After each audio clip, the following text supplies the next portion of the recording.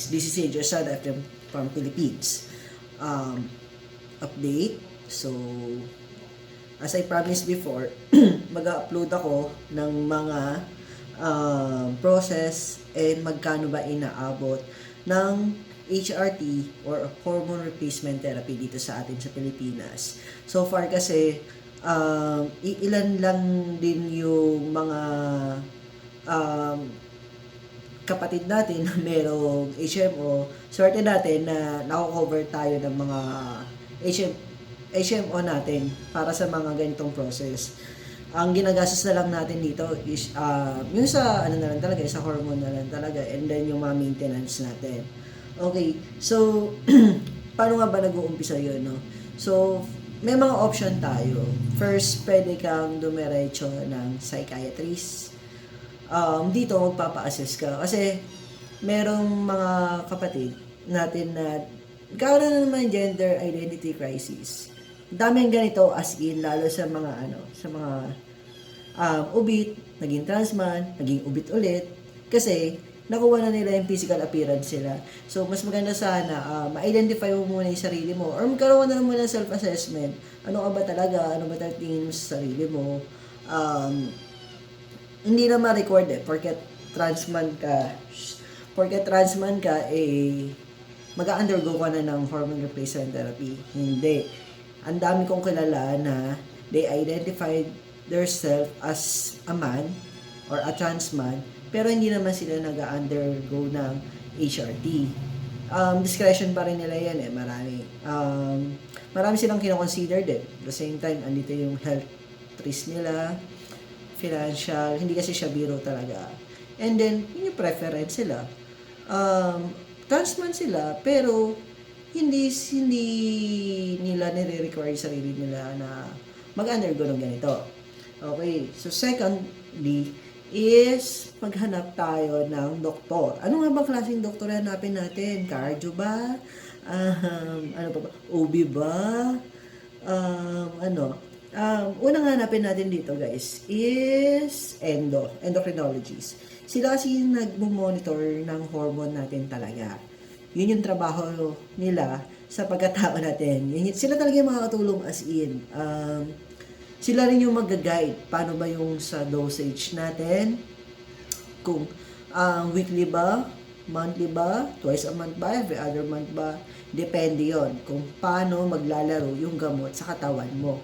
Kung paano i-adapt ng katawan mo yung gamot na ipapasok mo. Okay. So, may endo ka na, nakapagpa-consult ka na, or kahit hindi ka na nagpa-consult, okay, marami rin namang gumagawa na hindi na nagpapa-consult sa psychiatrist. So, ito, may endo ka na. Ano-ano ba yung mga tatanong mo sa endo mo? Dok, usually ganyan Dok, gusto ko kasi mag-transition. Marami ako nabasa na pwede pala yung ganito. Magkaroon ng hormone replacement therapy rito sa atin sa Pilipinas. Tapos, tatanungin sa'yo ng doktor mo, okay, sure ka na ba? Ganyan. Kaya ba ng katawan mo? Aalamin niya yan, i-assess ka dyan. Tapos, magpapagawa na siya ng mga lab works. Eto na.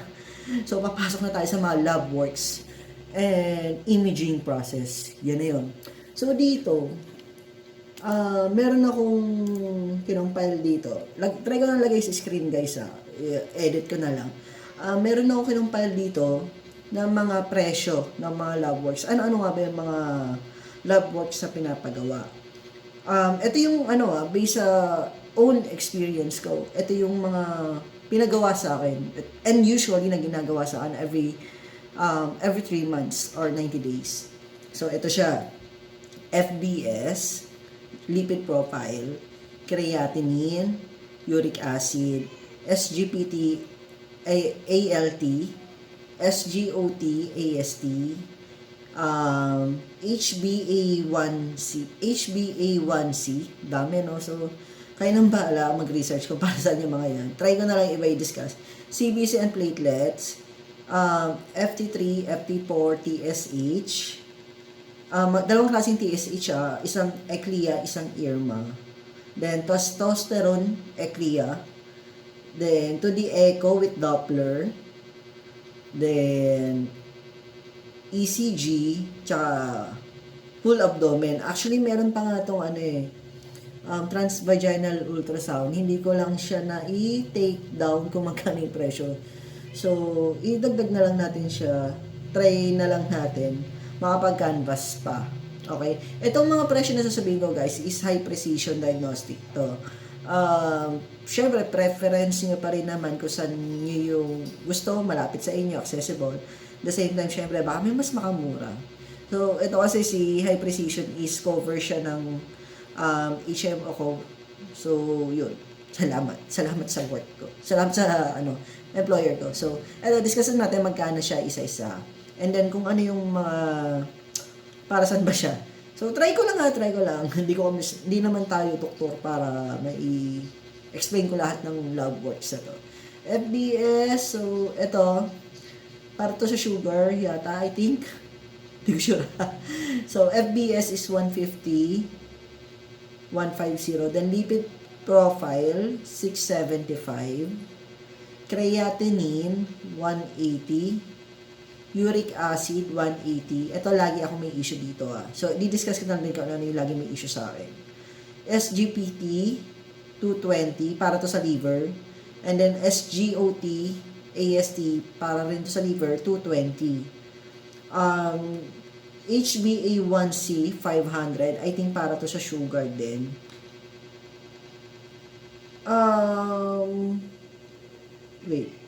Lipid profile, kasama na rin doon yung sa cholesterol natin. Basta any related sa cholesterol, andun siya basta yun. And then, CBC with platelet, 320. Ito, thyroid test. Kasi ako, diagnose ako before ng hyperthyroidism. Pero good thing, okay na. Nawala na. So, if may question kayo regarding doon, pwede natin siya i-discuss sa susunod na upload. Lalo sa mga kapatid natin dyan na gusto mag-undergo pero merong ganong problem sa thyroid nila. Sa may endocrine problem. Okay, discuss din natin yan. Just comment down below guys kung gusto niyo siyang pag-usapan. Next, thyroid test. Ito siya, FT3, 575. FT4, 575. TSH Eclia, 600. TSH Irma, 18. Ito, pinaka-importanting test. Testosterone Eclia, 16. Another importanting test. 2D echo with Doppler, 4,000. ECG, 530. Then, whole abdomen ultrasound, 28. Yung yung transvaginal ultrasound, hindi ko na siya nakuha guys So, ayun. Para more or less nasa yan guys. 2,000, mga ganun yung presyuhan niya. So, kung ito total natin itong mga to, ay, teka lang guys, hindi ko pa siya na total actually, sorry. Kasi, previous test ko lang naman to. So, eto guys, kung gusto natin makapag-umpisa na mapayapa at walang problema, syempre gusto mo natin yung healthy transition, di ba? Ayaw naman natin nung pogi ka nga, pero ayun, may problema na pala yung katawan mo. Hindi na pala kinakaya yung gamot. Or, wag na natin sisihin lagi yung testosterone Baka mamaya may existing illness ka na baka sakali ito makatulong maagapan agad, no? So, ito, sa lahat ng test ito, wala pa dito si transvaginal ultrasound at si consultation fee. Ito ay nagkakahalaga ng 14,925. Bigat, no? So, salamat, HMO. So, yon, almost 15,000. Wala pa rin consultation. Ang consultation, naglalaro siya sa mga, ang psychiatrist hindi bumababa ng 2,000. So, 2,000 to 5,000 pesos. Nagre-range yan. Okay, next is endocrinology.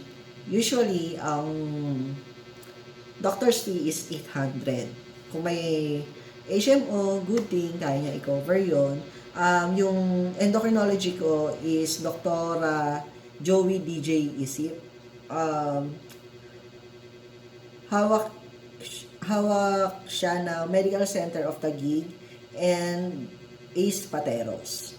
Then, ang HMO niyang alam ko, pasok dun si Coco Life, IntelliCare. Hindi ko na sure yung iba. Pero yun yung alam kong dalawa na sure ako na cover ni Dr. Isip. So, yun guys. Yun yung mga preparation.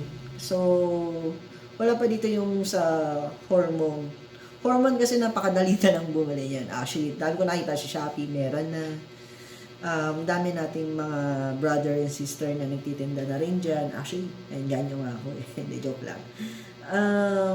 Tatry ko pa rin. Workout ko lang yung supplier natin outside the country, sorry. Kung ma-workout pa ba siya this year or maybe next year. Tatry ko pa rin. Or pwede kong i-share sa inyo siguro next time kung ano yung ginagamit kong gamot. For now kasi naka-cypionate ako. Ito kasi talaga yung pinakahiyang sa akin. Hiyangan pa rin guys, hindi porket ito yung gamit ko, okay din sa'yo. Hindi porket naka-testosterone ka, okay sa'yo. Sa akin hindi. So, may mga kanya-kanya tayong side effect doon. So, yun guys.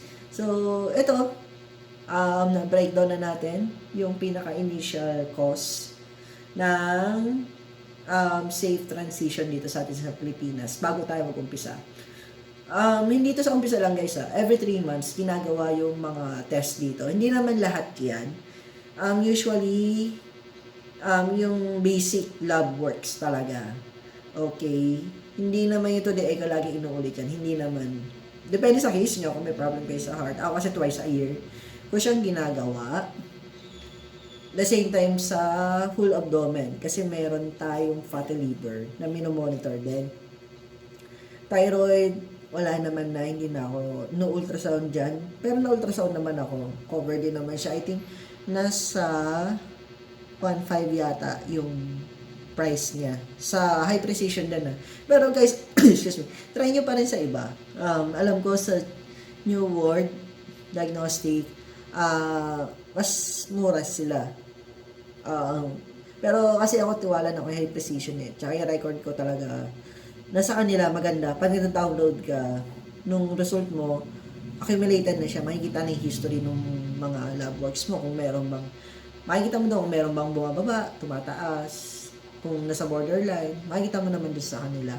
Talagang kompleto yung details na pati yung website nila. So, high precision, baka naman.